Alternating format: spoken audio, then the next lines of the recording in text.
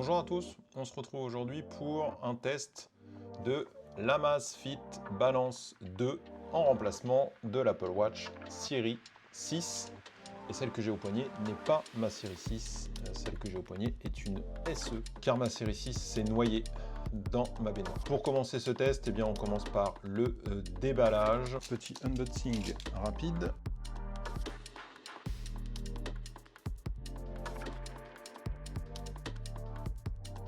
Toujours surpris qu'il y ait autant d'emballage pour une si petite boîte. Comme vous le voyez, c'est du recyclé, c'est de la seconde main. Pourquoi? Tout simplement parce que c'est moins cher et que si c'est en très bon état, il n'y a aucune raison de ne pas se faire plaisir. Toujours les petits papiers qui ne servent à rien, le chargeur pour la montre, on va regarder ça après, et elle est fournie avec deux bracelets, un noir et un orange rouille. Pour ma part, je vais utiliser uniquement le noir en attendant d'en acheter des nouveaux. Voilà, donc on est sur une matière assez luxueuse. Moi j'aime bien en fait. Comme on peut le constater, il n'y a pas de choc. Vous voyez, elle a été, on va pas dire malmenée, au contraire. Donc belle finition, belle couleur. Alors, côté bracelet, on est sur quelque chose vraiment, comme on le dit, un peu cheap. Donc c'est du 22 mm.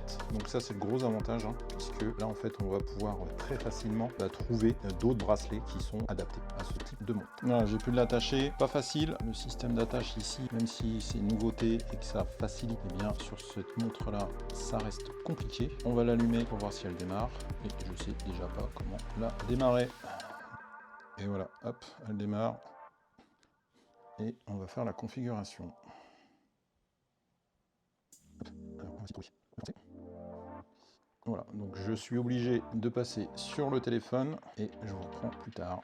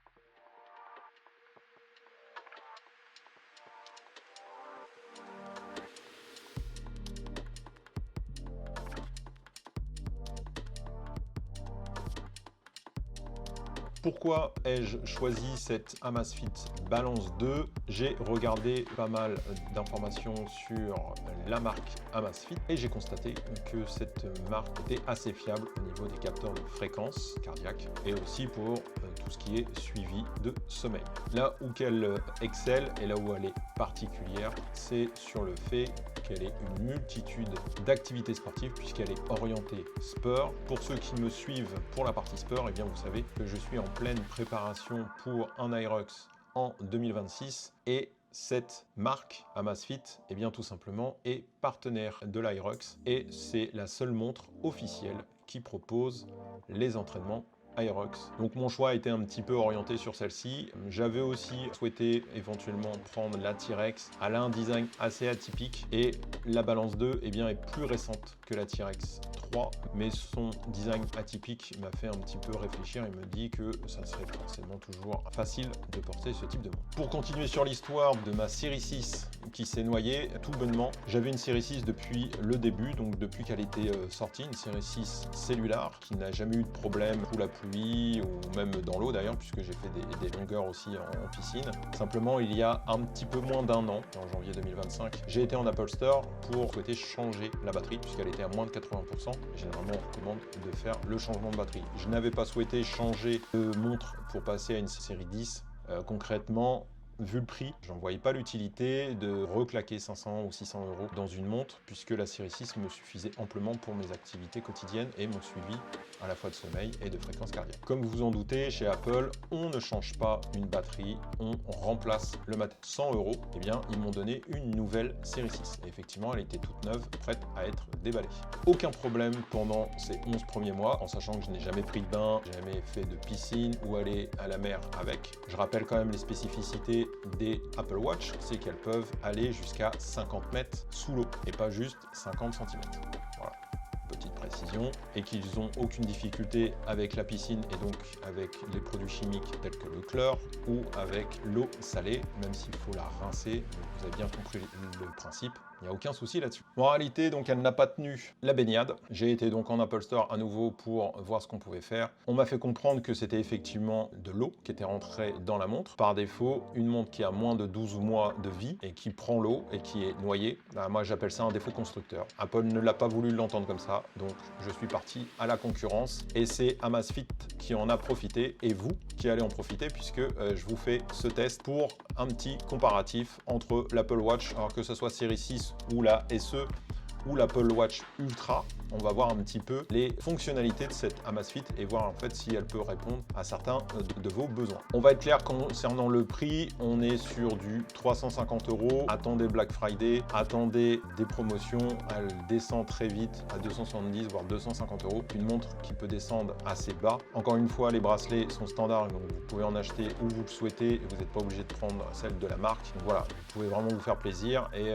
l'aménager comme vous le souhaitez. Pour ma part, je l'ai acheté sur Amazon en seconde main que propose Amazon. C'est tout simplement des produits qui ont été achetés par des clients Amazon qui les retournent dans les 15 jours, 1 mois de leur utilisation et Amazon les revend. Généralement, c'est de très bonnes factures. Il peut y avoir éventuellement quelques éraflures ou autres. Là, vous le verrez, la montre n'a aucun problème au niveau du cadran. Il y a juste donc le carton d'emballage qui a été forcément ouvert et certainement le bracelet qui a été testé, mais globalement, il n'y a rien du tout. Donc la montre est nickel. On va commencer sur un de ses points forts sur cette Amazfit et comme bon nombre de montres autres que Apple Watch. Oui, je vais enfoncer un peu le flou sur l'Apple Watch. Eh bien déjà pour la recharge, j'ai réussi à passer de 32% à 80% en seulement 26 minutes, quelque chose de dérisoire. Donc je sais que Apple met en place la charge rapide, à voir si vraiment il y a un gap, mais en tout cas par rapport à ma série 6, ça fait quand même une petite différence d'avoir aussi peu de temps à attendre pour recharger autant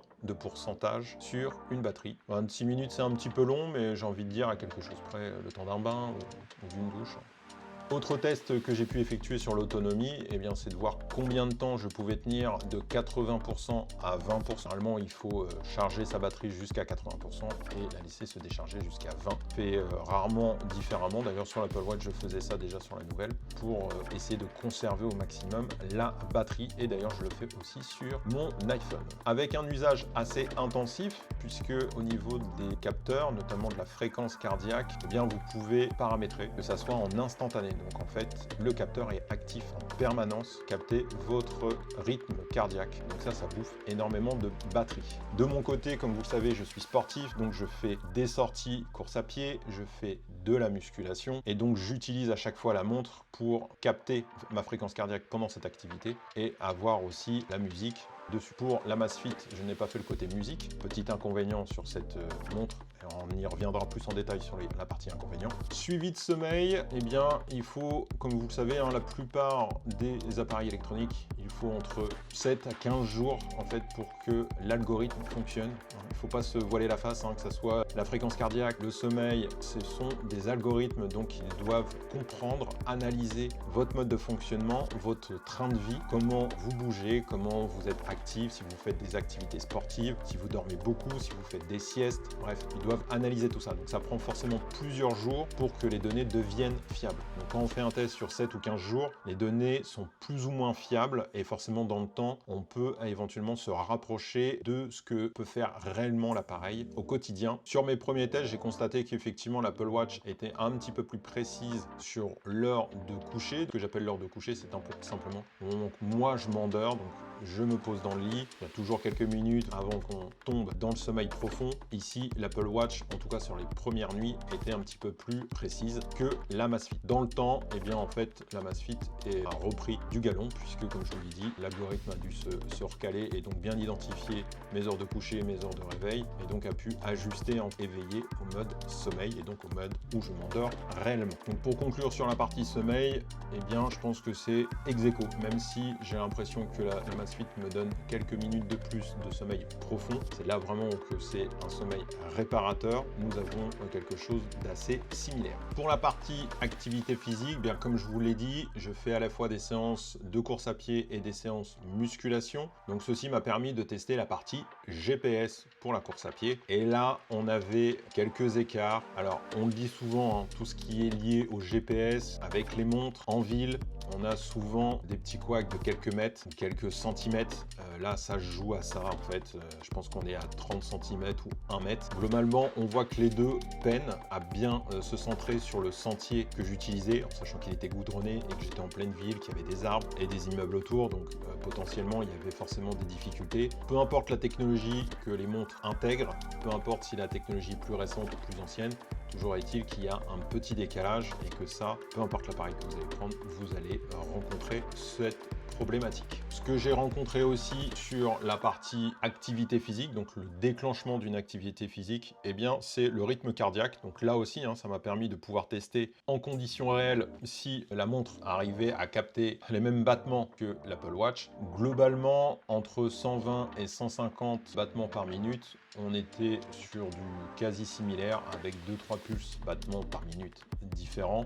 Donc vraiment 3 fois rien. Et encore une fois, je pense que c'est les algorithmes qui doivent se régler. Notamment sur mes sorties de 10 km, j'ai constaté, notamment la toute première. Donc je l'ai reçu le matin et je crois que l'après-midi j'ai couru, qui fait que j'ai constaté qu'il m'a fait monter à 180 battements par minute, chose que je n'ai jamais eu. Même quand j'avais repris la course à pied, j'étais plutôt dans les 170, 171. Mais voilà, j'étais jamais monté aussi haut. Et encore une fois, hein, j'ai testé sur plusieurs jours et je peux vous dire aujourd'hui que la montre ne fait plus cette erreur-là. Elle redescend et elle reprend un rythme normal, donc même que j'avais sur l'Apple Watch. Donc c'est vraiment lié au délai. Donc, si vous souhaitez prendre une montre, dites-vous bien attendre 15 jours, 3 semaines pour bien la tester, bien s'assurer que le rythme cardiaque est bien capté par les algorithmes et qu'il fonctionne correctement. Donc voilà, comme je l'ai dit, l'Amazfit avait tendance à surestimer un petit peu les pulsions par minute dans les premiers runs que j'ai fait, mais encore une fois, sur une fourchette de 120 à 150, on était similaire, voilà, quasi similaire à 2-3 battements. Donc là aussi, ex aequo sur cette partie-là. Maintenant, sur les activités sportives qui sont proposées sur les montres, eh bien, j'ai toujours été un petit peu déçu de la part de Apple qui n'essaye pas de s'améliorer sur cette partie. Ils proposent effectivement beaucoup d'activités, mais je trouve que c'est trop peu et on a très peu de personnalisation au niveau de cette montre, tant sur la partie musculation que sur la partie course. C'est compliqué de faire du fractionné.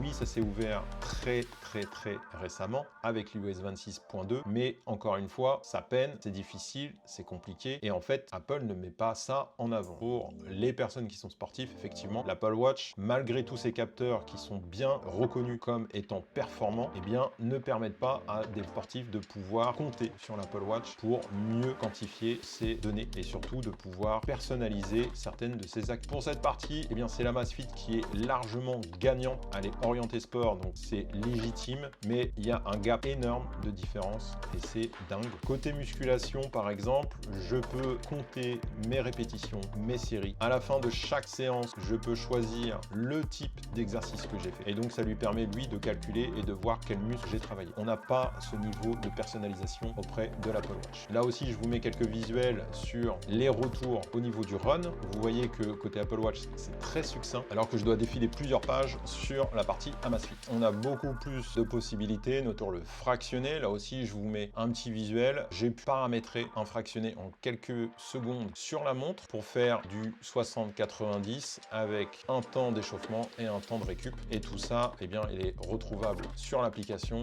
avec tous tous les détails et j'ai mes temps pour chaque tour que j'ai fait. Ce que j'aurais aimé, eh bien c'était la vitesse pour chaque tour, mais bon, je peux la faire estimer assez rapidement en faisant les calculs. Merci Copilote pour son aide. Mais encore une fois, j'ai énormément de données qui sont présentes dans l'application qui ne le sont pas côté Apple Watch. Ici, je veux parler de l'application qui s'appelle Zepp, qui permet de connecter et de charger différentes applications, différents cadrans sur votre montre. C'est une application qui est complète, même si je dirais qu'elle est complète à 90%. Il y a encore 10% largement d'amélioration qu'ils doivent effectuer. Je parlais tout à l'heure des séances musculation. Il y a énormément d'exercices de musculation qui ne sont pas pris en compte, qui ne sont pas visibles. En tout cas, la possibilité de retrouver des exercices est présente, donc il faut juste qu'ils augmentent la base de données là-dessus. Comme je le disais aussi pour le fractionner, pas avoir de km/h pour les boucles. Et là aussi, je pense que c'est des améliorations très faciles à faire puisque c'est du logiciel. Avec cette application, vous allez pouvoir faire bien sûr le suivi de votre sommeil, le suivi de votre fréquence cardiaque, le suivi de vos siestes, le suivi de votre nourriture. Car vous avez un onglet spécial nourriture où vous pouvez choisir de rentrer ce que vous mangez. Il y a des applications qui sont dédiées à ça, qui font la même chose, donc que ça soit intégré dans la même application. J'ai testé la partie photo, puisque vous pouvez prendre en photo votre repas. Je l'ai fait sur différents plats. J'ai même été jusqu'à mélanger des légumes avec du riz pour voir un petit peu. Et non, il arrive bien à gérer les quantités, les doses. Et il a bien reconnu la quasi-totalité des aliments. Sincèrement, j'ai été bluffé par cette reconnaissance de photos et surtout l'estimation de grammage qui est assez précise. Je vous cache pas que voilà, sur certaines assiettes, il peut se tromper de 50 grammes sur du riz ou 25 grammes sur le blanc de poulet ou quoi que ce soit, mais concrètement, il est dans le vrai. Il est dans le vrai et assez justement la quantité et les produits qui sont présents dans l'assiette. Donc c'est un gagne-temps parce que sinon il faut saisir tout à la main ou sélectionner dans des listes ou scanner les produits. Là, vous faites une photo au moment que votre plat il est prêt, vous attendez vraiment quelques secondes et il vous propose en fait ce que lui il a découvert, les quantités qu'il a vues et je vous assure que c'est assez impressionnant. Je dirais qu'il est à 95% voire 98% du temps juste, donc ça c'est quand même un gros avantage. L'autre avantage c'est que vous pouvez aussi ajouter par vous-même des favoris, ce que j'ai fait. Puis le matin je prends toujours mes pancakes, donc c'est toujours les mêmes quantités, donc j'ai préféré ajuster par moi-même ce que j'ai enregistré. Donc là je l'ai enregistré à l'écrit et puis après vous pouvez remodifier le grammage, les calories, voilà, vous pouvez tout remodifier, les glucides, tout ça vous pouvez les modifier et donc ajuster pour que ça soit réellement ce que vous avez mangé. Et à partir de là, vous l'ajoutez dans vos favoris et comme ça tous les jours vous pouvez le rajouter sans aucun problème. Donc ça, sincèrement, c'est vraiment quelque chose d'impressionnant. Vous pouvez aussi gérer votre poids dans cette application. Donc concrètement, vous pouvez gérer l'intégralité de votre santé sur cette application. Donc c'est une application qui en représente 3 ou 4. Pour ma part, j'avais Adidas et santé pour la partie sport et suivi sommeil et fréquence cardiaque. J'ai l'application WeThings, parce que j'ai une balance WeThings pour la partie poids. Et j'en avais aussi une autre qui s'appelait FitnessPal, je crois, un truc comme ça, pour tout ce qui était la partie alimentaire. Concrètement, j'avais 3-4 applications que j'avais besoin d'ouvrir, de mettre à jour, de vérifier pour avoir l'intégralité de ce qui se passe de façon quotidienne au sein de ma santé. Là, avec l'application Zepp, eh bien, j'ai tout à l'intérieur.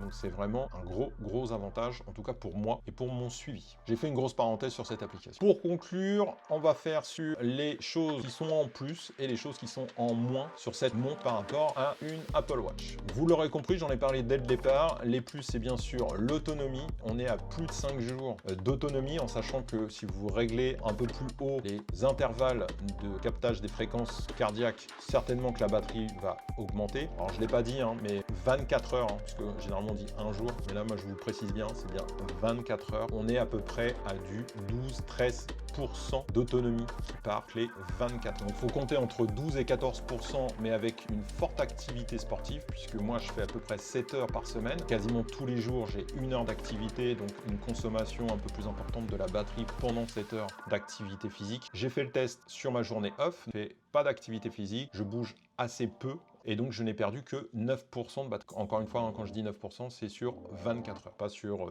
12 heures ou 13 heures. Non, c'est bien 24 heures complètes. Et quand je vous dis qu'elle tient 5 jours, c'est 5 jours et 5 nuits. Donc, on est encore une fois sur des jours qui font bien 24 heures. L'arnaque commerciale, pas ici. Quand je vous dis un jour est égal à 24 heures. Donc, 5 fois 24 heures, plus encore 8 heures d'autonomie avant de recharger à 20%. Si vous êtes joueur et que vous souhaitez monter votre batterie, votre montre à 100% et la descendre jusqu'à 10%, voire 5%, il n'y a aucun souci, vous pouvez le faire. J'ai aussi constaté qu'au niveau autonomie, eh bien, on est sur du 2-3% de partie par nuit, alors que l'Apple Watch est plutôt à du 12-13.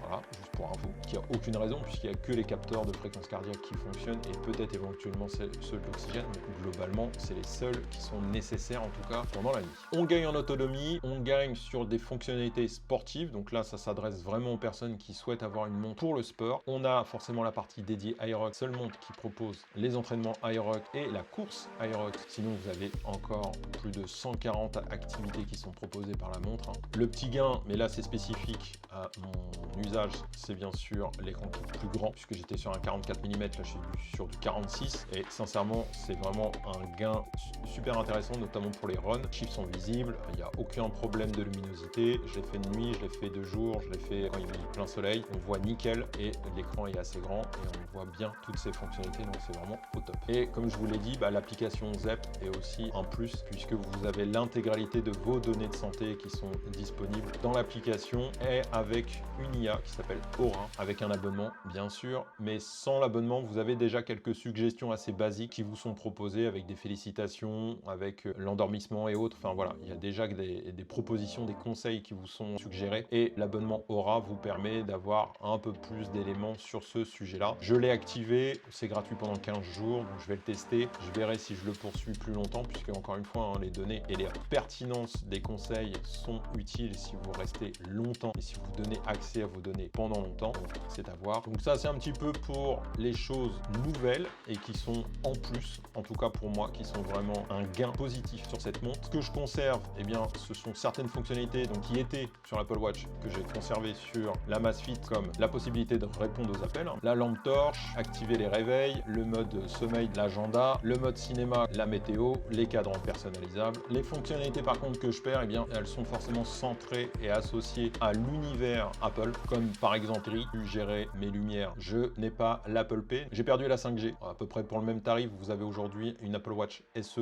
3 cellulaire à 350 €. Donc pour ceux qui veulent rester dans l'univers Apple Watch, je vous conseille plutôt cette montre. Je ne suis pas rancunier contre Apple et c'est la meilleure Apple Watch 2025 à acheter. Concernant les notifications, le fait de pouvoir répondre aux SMS, à WhatsApp, à Instagram, à travers les notifications, effectivement ça c'est un blocage. C'est de temps en temps, c'est dommage de ne pas pouvoir directement répondre depuis la montre. Toutefois, il faut savoir que la loi DMA, la loi européenne, eh bien, va imposer à Apple de ouvrir ces notifications à l'ensemble des montres tierces et donc de laisser plus de possibilités de gérer les notifications. Apparemment, ça serait le premier trimestre 2026. C'est déjà dans le code de iOS 26. Il se murmure que pour l'iOS 26.4 ou .3, eh bien, il y ait déjà ces ouvertures qui soient faites. Donc, ça sera début 2026. Donc, on pourra répondre depuis la montre, au moins les SMS et peut-être d'autres applications tierces une fois que les mises à jour applicatives seront faites, bien sûr, par les éditeurs d'applications. On a la possibilité de télécharger d'une carte pour des pistes de ski, mais aussi pour des randos. Intéressant de pouvoir voir en mode offline son itinéraire, des fonctionnalités qui sont plus pertinentes aux types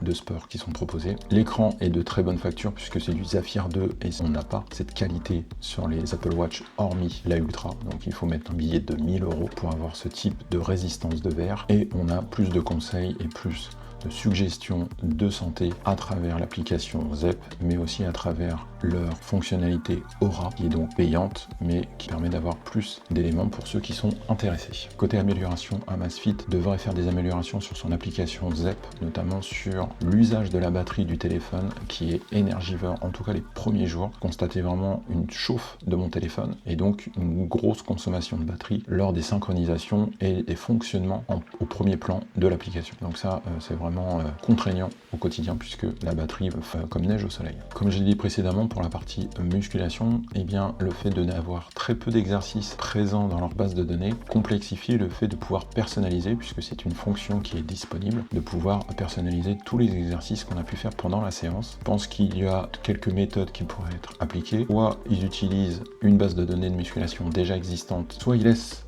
les utilisateurs créer eux-mêmes le nommage de ces exercices-là avec quelques références ou faire un mix.